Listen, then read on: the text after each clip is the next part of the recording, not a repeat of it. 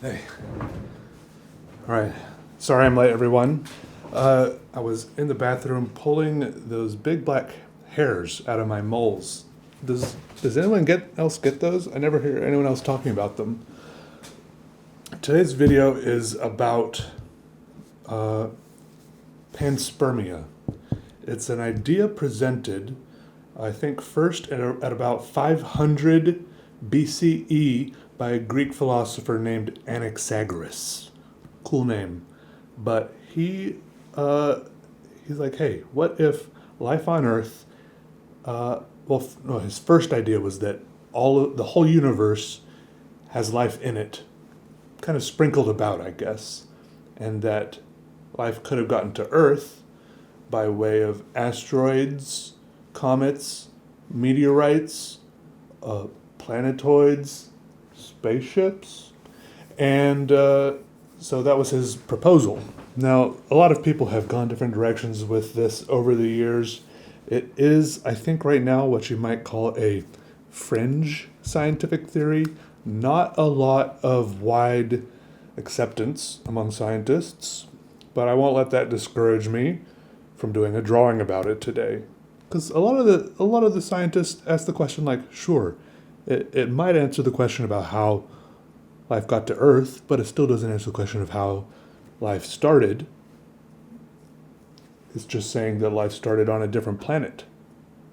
Obviously, an asteroid hit that planet. It's not that hard. Anyways, yeah, so that's our drawing for today.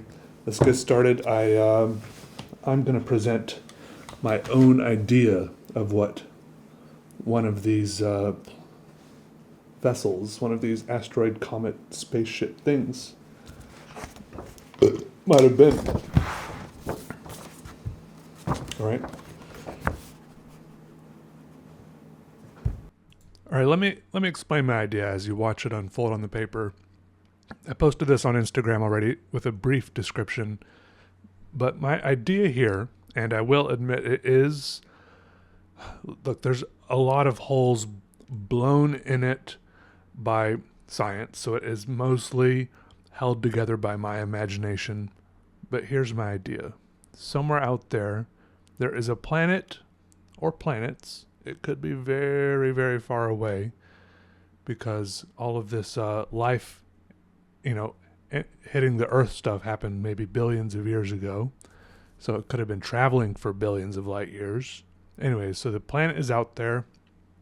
And in my head, this planet is either covered in maybe one big biological life form, and it grows spores and releases them kind of like a mushroom. Mushrooms do that, right? Hopefully I'm not making that part up also. And what I'm drawing here is one of those spores. It's pretty big because, as you'll see shortly, there's like trees growing on it. There's all these like internal structures and parts. It's like each spore is like a living, self-sustaining organism of its own. And this planet just, as these things grow on the planet, and then eventually as they reach maturity, they're released, just thousands, maybe millions, billions, I don't know. They're just released from the planet and they fly out into the cosmos in all directions, seeking, I don't know, maybe they're seeking just other planets to hit and grow on. And eventually, one of them hit Earth. And, maybe it was back in the very, very early ages of Earth before the atmosphere was thicker. That would make it slightly more plausible so that the atmosphere didn't rip this thing to shreds as it tore through the atmosphere. Other problems with this theory would be the presence of, the vacuum of space and things like cosmic radiation. You got UV rays, X-rays, gamma rays, probably some other rays that mostly, trees, like you see in the drawing, usually don't just survive in space. But maybe there's something like very dense at the center of this thing, and the trees help create an atmosphere around it, kind of like Earth has its own atmosphere that protects us from a lot of radiation. Some radiation still gets through, which is why you can get a sunburn and melanoma, etc. But, maybe there's something there. I'm not sure. Yeah, so my idea is spore is released from giant biological creature mass thing on planet A, flies through space for undeterminate amount of time, and then crashes on Earth probably billions of years ago. Even one or two living molecules surviving that whole process could have been the thing that started life on Earth.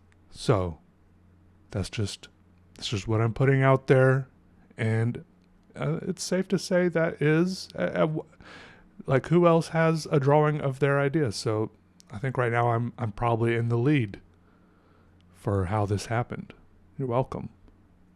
It even has I'm drawing a little cockpit on this, so it has a little pilot. But in my mind, the pilot is just kind of it's still part of the same living organism. Like, this whole thing is just one big organism. A pilot is just maybe one little knob or a node that has like a head and a body sticking up, but it's still all tied in. I don't know if there's blood, or maybe it's just roots and like capillaries and whatever. Plants have stuff running through things that are similar to veins. What is that stuff? Is it just water?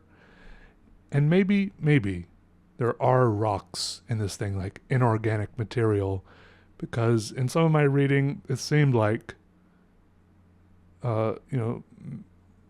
organisms this could ever really only happen if organisms were buried deep inside rocks. So maybe I should have a little bit of that in my idea just to make it slightly more plausible. Or maybe I should just embrace my whole just living organism thing and not have any rocks. I'm not sure. Let me know what you think. But I like how it looks so far. Basically, when I was writing the labels for this, I had a bunch of diagrams pulled up of like cells and molecules of plants and stuff like that to get words from, and then I had a bunch of diagrams of spaceships. So most of the diagram labels are pairs of words from like biological cells and spaceship parts. So that was kind of fun for me. All right. That's really all I have today. Planets impregnating each other, I guess. Although, I guess spores, that's kind of asexual reproduction. There's that. There's budding. Maybe I should address budding next. Would that just be part of a planet? Maybe budding is like how the moon was formed. Isn't that an actual theory? I'm not sure. All right, time to open up Wikipedia. All right, see y'all later. I'll be on Wikipedia. Bye.